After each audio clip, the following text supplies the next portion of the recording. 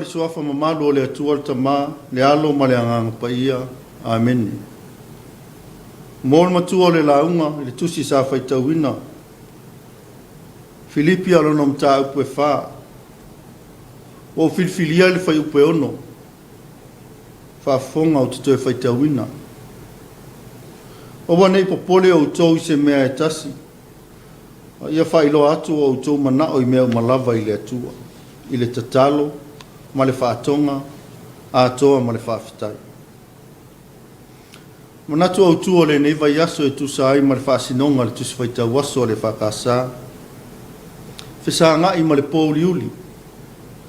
Popole ma atua atu vale. Ai manatu au tua le nei aso. Aua le atu atu vale. Aua le atu atu vale. E le tau whaamtala ina le winga moni o le upu atu atu vale. O la ngona e tutupu wae i le loto o le tangata. E tali tonu o le atu atu vale e afua mai lo na upu whaavai o le atu. Atu le loto i se whaafita auli o whisanga i maia. Atu le loto o le tangata. E afia ato le tino ma le mafaufau. O e le ilope whaafea o na fo ia le whaafita auli. E mafuai o na atu le loto. Nā fuai lea o le popole ma le whememea. Ma ua le mautonu. Ma ua se ai ana whai unga whai. O lona winga o le atu atu vale. Ua le ese lava ma le popole vale. Ia pe whapea foi. Ai se ae popole ai fua. Ua langa whaatasi lava ma le manatu au tu o le nei aso. Aua le atu atu vale. Aua le popole vale. Wa tole nei vai aso o tala noa le tusi whaitau aso i le whesanga i ma le pōuri uli. A tala noa loa i le pōuri uli. Lo tala noa lava i whaafita uli o le ola. O whaafita uli e whesanga i pēa ma le tangata i aso uma. Ma ua whaapongi sa ina ai le mafaufau. Ma le vaai se taunu unga manuia. Ina ua manu maa lola ngona o le fefe, ma le fe meme ai. Popole ma le atu atu vale. Awa le ilope whaapewhea o na maua se fufo o ia whaafita uli. Le tuisi o Filipi sa o tātou whaitauina. Na tūsia i le taimia o nofo sala le apostolo o nuu ese i le whale pui pui Roma. O le taimia lo whesanga i ai ma le pōuri uli. O whainga tāmati ngā o le nofo sala i le whale pui pui. Pe tai e lei a vele nā whawhita uli. Ma awala e atu atu vale ai Paulo. I lana u ngani lea i le ekalesia sa pele i lona loto. Aua nei popole o tau i se mea e tasi. A ia whailo atu o tau manao i mea malava i le atua. I le tatalo ma le whaatonga. A atoa ma le whaafitai. I lole le lava e Paulo. O le ekalesia le nei. O se ekalesia sa matua i longa le uruola. I le tala le leia Yesu Keriso. Sa i longa le mai le ngā i mea le lei. Fai mea lofa i tangata mamai. Manga le lei tangata puapua ngatia. O se ekalesia e maupopo. Ma loto ngatasi. O le wa ave maitala. Ua pe sia i matangi vale. Ua sawa ina malamatia. O na suli o na ole talitonu ia Yesu. Ele ngata i lea. Wa ia o hao. Iu tai o wala tau wha winga se ina le tala le lei. Na ia ulua i tala ina. Ma ua wha alua fesasi ai. Le wha tua tua o tangata i le atua moni. O le mafua angale na o le atu atu vale. Mafe meme ai.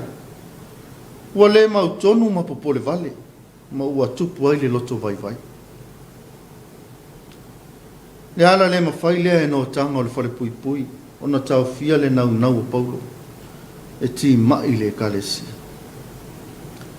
Ai o le manai o le whaamalosi a Paulo. E whai loa mai ai. Ma le tali o lana o le whaafitau. Se awa tau te atu vale ma popole. Tau lava le wha iloa i le atua o tau wha fitau. Wha iloa wha pefe. Wha iloa le tatalo, wha atonga, ma le wha fitai. O le tali le nao wha fitau. Po le alava le tu ainga wha fitau li o lua fisanga. Tatalo i le atua. Nai whai mali whai upe fitu. O le atua na te au maia le manuia. Po le file mu i lo loto. E ngā lua le file mu mai le atua. E pui ma leo i lo loto. Ma lo ma fau. Awa aso longa le leiva enga ia. O le manuia fo i le nao mea uma e te whaia. Samoa e ma lau whaafonga tapua i mai le nei tae au. O le wheau lea ma le whaamanato le tala le leimo i tātou uma. Leo toe po se lilo le tūlanga o iai le lalolangi le ne vai tau. I mala fale nā tura. O a fia ai nisi o atunu. O taua ma misa o tutupu ai le lalolangi. Ai le ngata i lea. O le wha mai wa tele le soifua wa mau ai. Lea lava o mai o tātou loto i fale. O vaenga ia e tutupu ai le popole ma le atu vale le loto. Ma le mafau fau o le tangata. Mo wa tupu ai le fe me ai, ma le mautonu.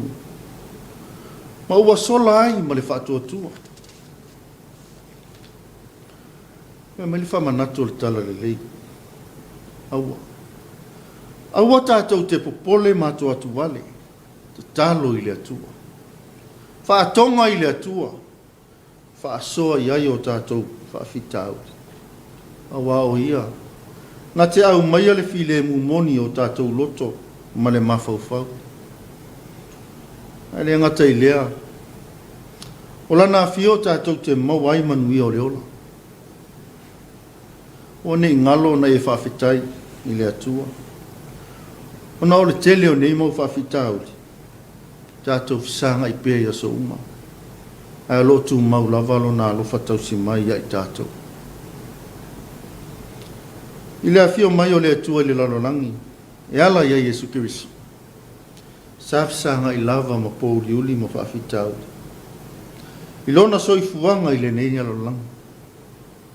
Sa inosia ma amusia e le lalolangi. Sa sawa ina ma o lava i le sātau. E le ipopole pe atu wale ai. Ono lona alofa i le tangata.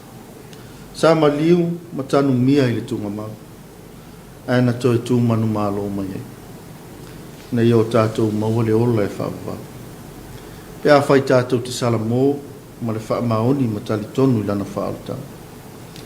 Tu mau pea i le atua, no na lava vi inga, nei se iau o i whaavavau lava. Amen.